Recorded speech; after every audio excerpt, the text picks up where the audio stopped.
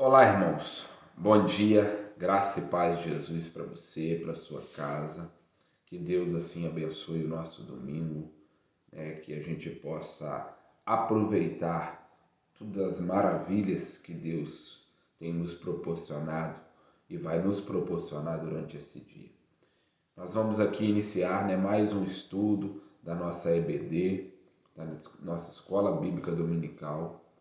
Hoje nós estaremos estudando a lição de número 9, falando sobre palavras de encorajamento. Nós estamos estudando a revista falando sobre a esperança em meio a esse tempo de pandemia, esse tempo de isolamento, esse tempo de crise.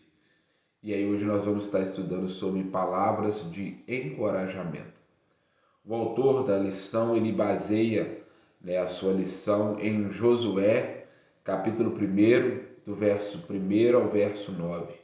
Josué, capítulo 1, do verso 1 até o verso 9. Um texto muito conhecido por cada um de nós, porque é um texto que menciona várias vezes sobre Deus encorajando Josué a tomar frente, a assumir a posição de liderança nesse tempo a qual Moisés havia morrido. E aí Josué, como seu sucessor ali, como seu discípulo, seu aprendiz, aquele que caminhou ao lado de Moisés, vai assumir a liderança do povo de Israel rumo à terra prometida. E aí Deus encoraja Josué, dizendo para Josué ser forte e ser corajoso. Esse é um resumo mais ou menos do texto. Mas aí nós entrando direto no resumo da nossa lição, o autor ele nos faz uma pergunta logo no início. O que fazer quando a missão é grande demais para a nossa capacidade? Josué ele se sentia assim, incapaz de cumprir a missão dada por Deus. E aí o autor ele diz, como eu já disse na introdução, que Moisés acabara de morrer. E aí agora Deus faz uma convocação a Josué, uma convocação direta e objetiva. Nós analisamos isso no verso de número 2, que diz assim: Meu servo Moisés está morto. Agora, pois, você e todo o povo preparem-se para atravessar o rio Jordão e entrar na terra que eu estou para dar aos israelitas. Josué ele via à sua frente ali um povo, milhares de pessoas, milhões de pessoas, que acabaram de perder o seu grande líder, a sua grande referência, tanto na liderança do povo, como em comunicação direta com Deus. Aquele a qual viu Deus pelas costas, aquele a qual Deus chamou para levar o povo até a terra prometida. Então o povo ele perde aquela referência daquele grande homem de Deus. E eles tinham inúmeros desafios, inúmeros inimigos, cidades fortificadas, maiores, fortes, inimigos, cidades muito bem armadas. E aí Josué ainda vê um rio de uma grande profundidade que estava à sua frente, que era o Rio Jordão. Mas Josué estava aqui analisando as palavras de encorajamento de Deus. Josué estava com medo desses grandes desafios. Tanto que Deus orienta Josué algumas vezes nesses pequenos versos a ter coragem, que tivesse coragem, que pelo menos tivesse coragem.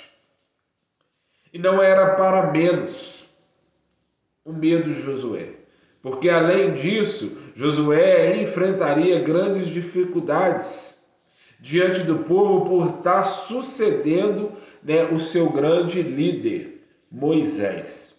Então, Josué, irmãos, ele tem dois medos.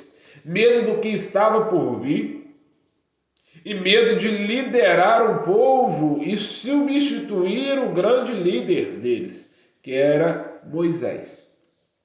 Mas aí nós vamos analisar nesta manhã, nesse resumo, alguns motivos do medo dele, do medo de Josué.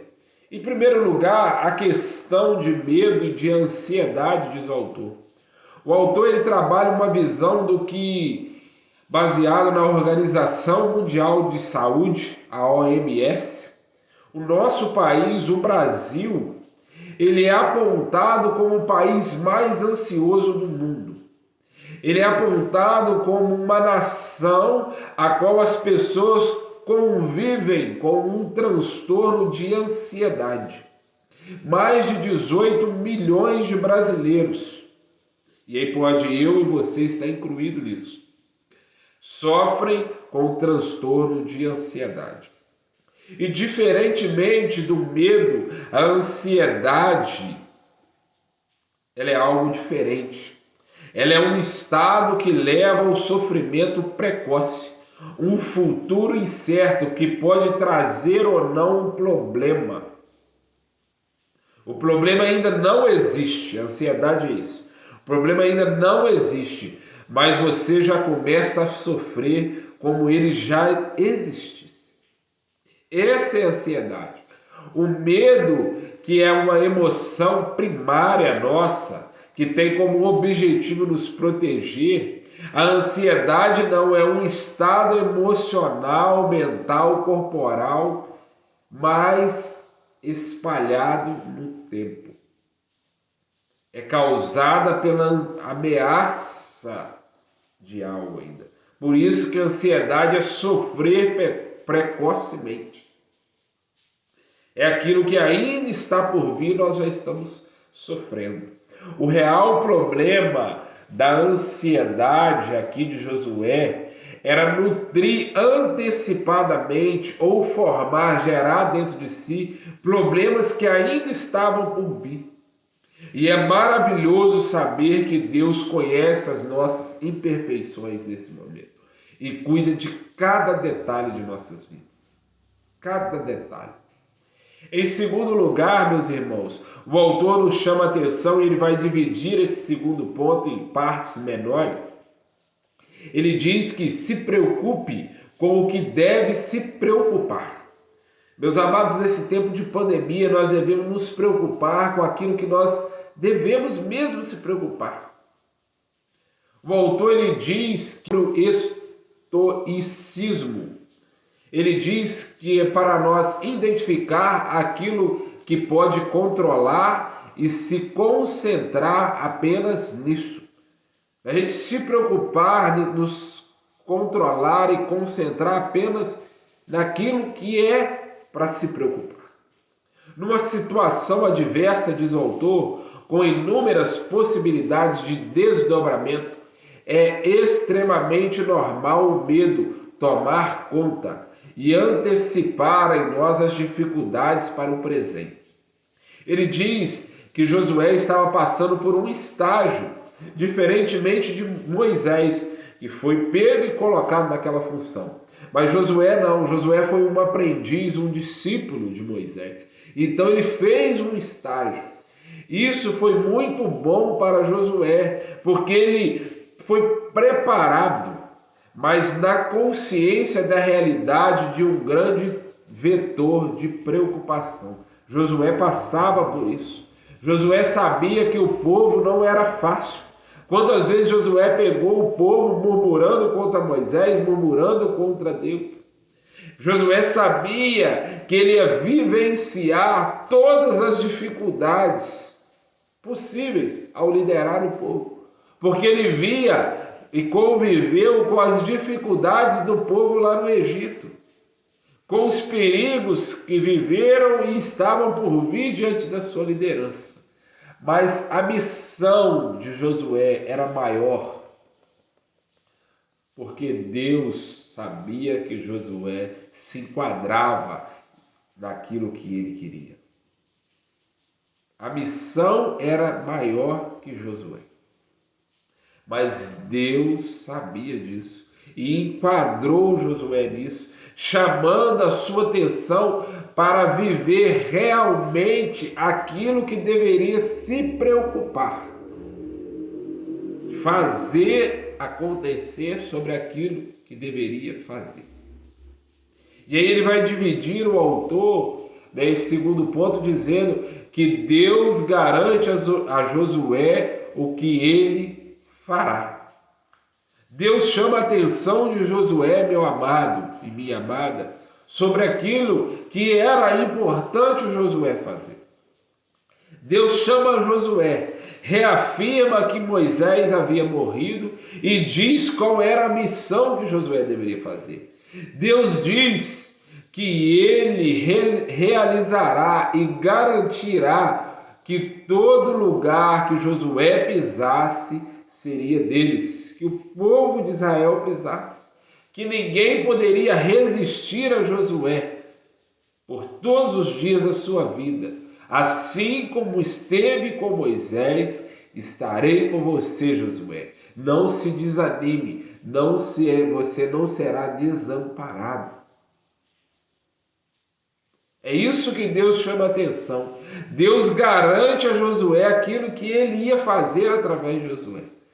Nesse tempo de pandemia, Deus está nos chamando para uma grande missão, meus amigos, que é de levar as boas novas do Evangelho de Jesus Cristo, as boas novas de salvação até outras pessoas. Então, mas Deus vai nos garantir, porque Deus é quem vai nos levar a essa missão. Deus sabe que algumas coisas ou algumas situações são adversas, tão adversas que levam a nossa fé a fraquejar, a cambalear, diz o autor. Mas muitas vezes pensamos que até estamos sozinhos diante dessas missões, diante daquilo que Deus nos chama. Deus está dando, um novo ânimo, um novo líder àquele povo. E assim também está dando um novo tempo a cada um de nós para nós vivermos. Mas não se esqueça de tudo. Não se esqueça que Deus está nos sustentando mesmo nesses momentos adversos. Nós devemos nos agarrar, confiar na promessa de Deus, que Ele vai garantir tudo aquilo para nós fazermos.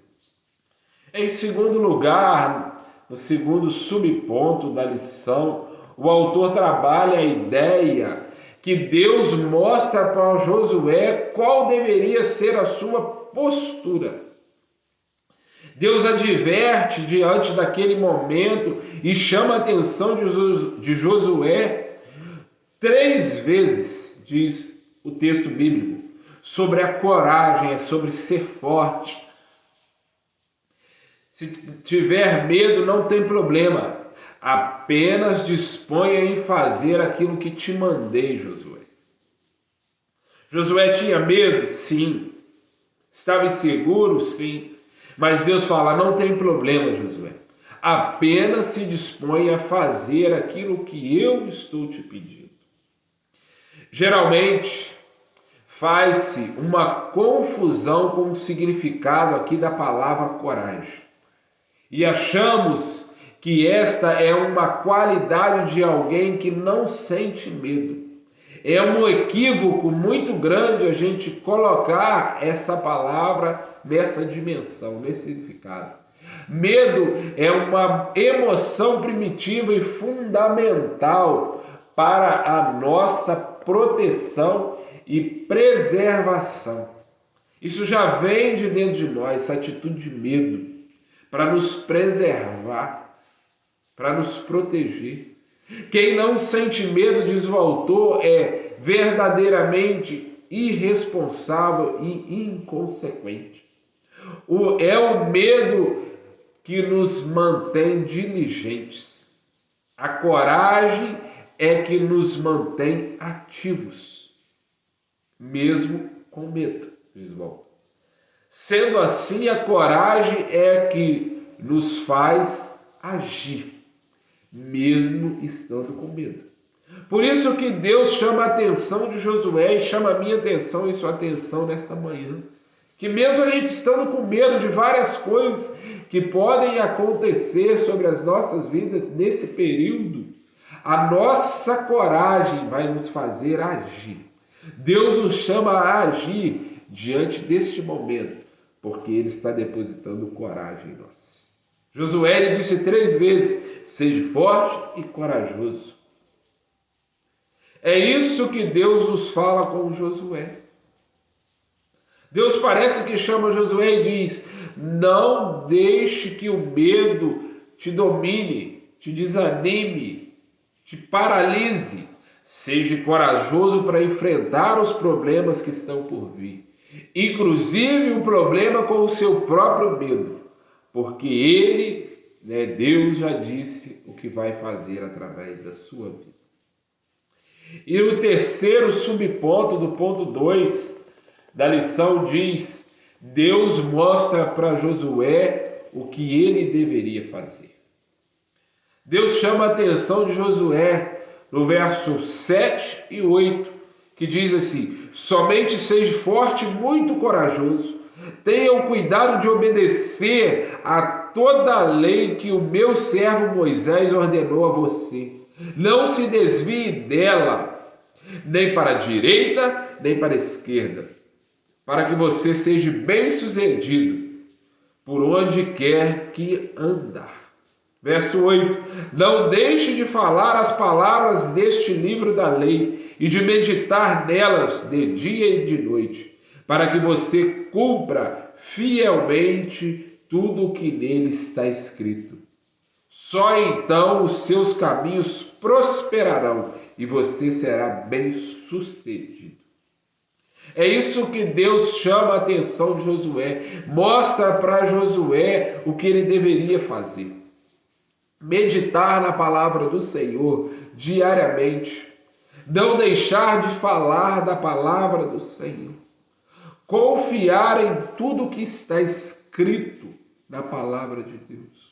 Obedecer a tudo que eu ordenei através da palavra de Moisés, não se desviando dela.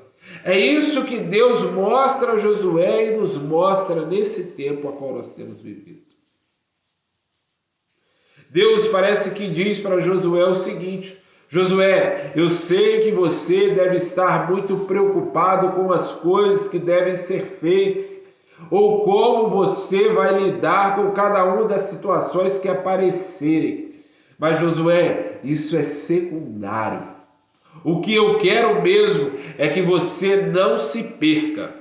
É simples, Josué, diz Deus. Mantenha-se firme naquilo que você tem como certeza daquilo que vai fazer, da coisa certa. E não se esqueça disso nunca. Tenha coragem, Josué, inclusive para assumir a posição que eu estou te levantando. Não se preocupe com isto ou com o resto. Deixe comigo.